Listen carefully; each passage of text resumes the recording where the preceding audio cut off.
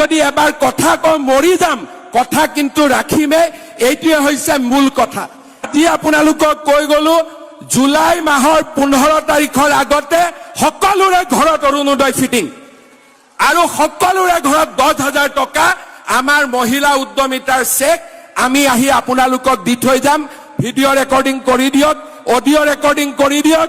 15 জুলাইৰ আগতে সোণাৰীলৈকে আহিম, আমি ডিমলৈকে আহিম, নাজিৰালৈকে আহিম, শিৱসাগৰলৈকে আহিম আৰু আমি মামৰালৈকে আহিম আৰু সকলোকে 10,000 টকাৰ চেক আপোনালোকৰ হাতত আমি দি থৈ যাম।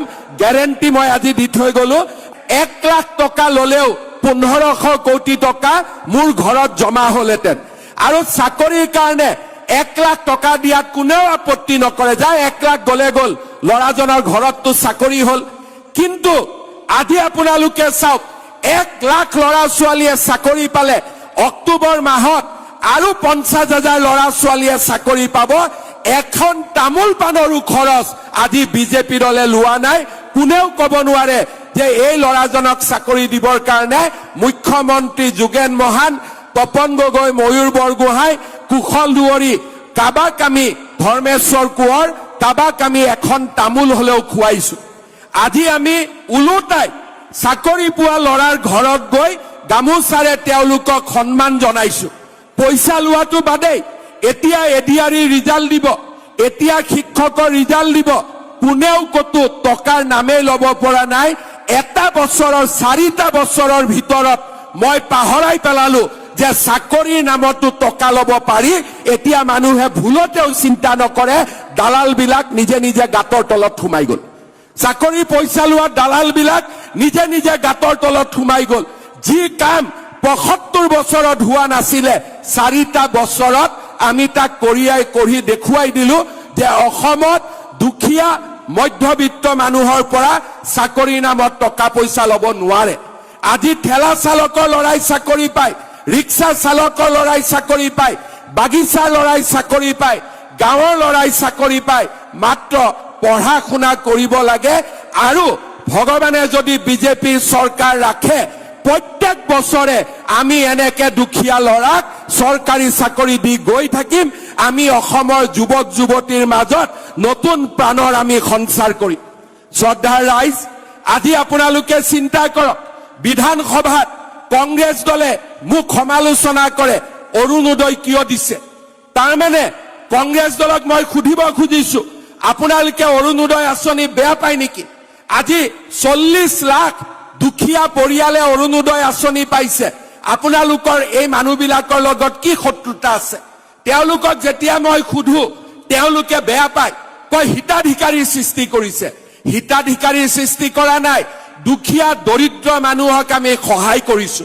আৰু সেইকাৰণে আজিৰ সভাত মই কংগ্ৰেছী বিলাকৰ কাণত চিঞৰি চিঞৰি মই কৈছো যে যিমান মানুহে ফৰ্ম পালে তেওঁলোকেতো অৰুণোদয় পাবই, আৰু যোন মানুহে অৰুণোদয় পোৱা নাই দুখীয়া মানুহে, তাৰ বাবে এতিয়াও মই প্ৰত্যেক সমষ্টিত শিৱসাগৰ, নাজিৰা, মামৰা, সোণাৰী আৰু আমাৰ ডিমৌ প্ৰত্যেকটো সমষ্টিত মই আৰু 5,000কৈ পৰিয়ালক অৰুণোদয় দি দিম, যাতে কোনো পৰিয়াল অৰুণোদয়ৰ পৰা বঞ্চিত নহয়।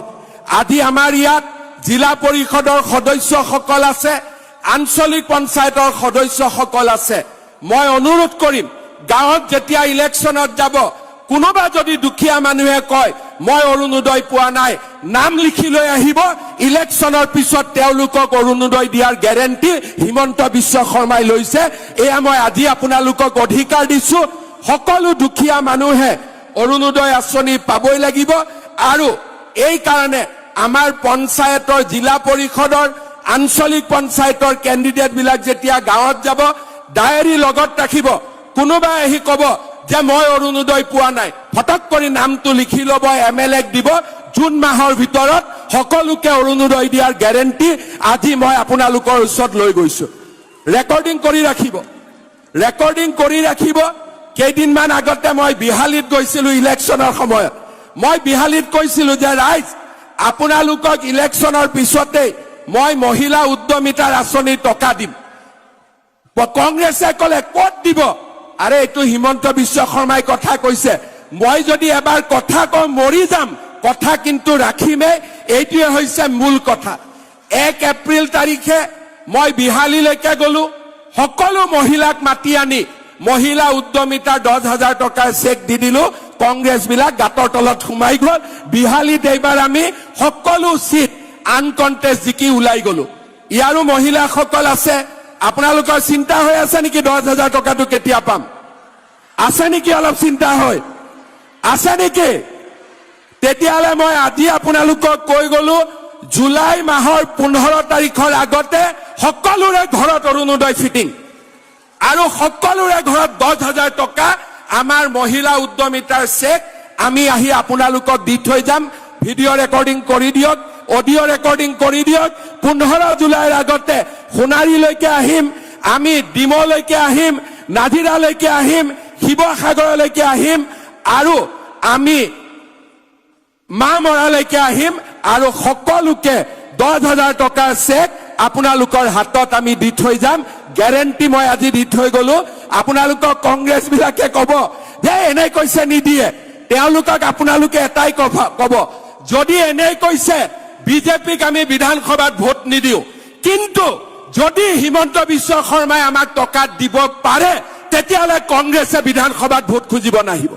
হ'ব, তেওঁলোকে যোনে আহি আপোনালোকক কব যে হিমন্ত বিশ্ব শৰ্মাই এনেই কৈছে নিদিয়ে, কাগজত লিখি ল'ব যে ঠিক আছে এইবাৰ আমি ভোট দিম, যদি আমাক টকা নিদিয়ে আমি বিধানসভাত হিমন্ত বিশ্ব শৰ্মাক ভোট নিদিও, কিন্তু যদি টকা দিয়ে বেটাহঁত তহঁতি কিন্তু ইলেকশ্যন খেলিব নাহিবি। কব পাৰিব নে নোৱাৰিব? কব পাৰিব নে নোৱাৰিব? এতিয়া আপোনালোকক মই আৰু কেইটামান কথা কওঁ। কংগ্ৰেছে মোক কয় দুখীয়া মানুহক কিয় দিছে, মোৰ মজা লাগে, দি পেলাই আৰু ভাল লাগে। সেইকাৰণে এইবাৰ মই নতুন কেইটামান কথা কব খুজিছো। যেতিয়া মোদী ডাঙৰীয়াই ৰেচন কাৰ্ড দিলে, বিনামূলীয়াকৈ আমি ৰেচন কাৰ্ডত চাউল পালো, তাৰ পিছত আমি কি পালো যে ৰেচন কাৰ্ডখন দেখুৱালে 5 লাখ টকালৈকে হস্পিটালত আমি বিনামূলীয়া সাহায্য পাব পাৰো, বিনামূলীয়া চিকিৎসা হ'ব পাৰে। এইবাৰ কলেজৰ এডমিশনৰ সময় মই আজি আপোনালোকক এটা কথা কৈছো যে এইবাৰ কলেজত এডমিশন লবৰ কাৰণে আপোনালোকে গাঁওবুঢ়াৰ চাৰ্টিফিকেট ল'ব নালাগে, মৌজাদাৰৰ চাৰ্টিফিকেট ল'ব নালাগে, ৰেচন কাৰ্ডখন দেখুৱালে আপোনালোকে বিনামূলীয়া এডমিশন পাই যাব। এই কথাখিনিও মই আজি আপোনালোকক কৈ থৈ গৈছো যে এইবাৰ ৰেচন কাৰ্ড দেখুৱালে কলেজত বিনামূলীয়া এডমিশন হৈ যাব। চতুৰ্থতে আপোনালোকক আৰু এটা মই নতুন আঁচনিৰ কথা কব খুজিছো যে ৰেচন কাৰ্ডত ইমান দিনে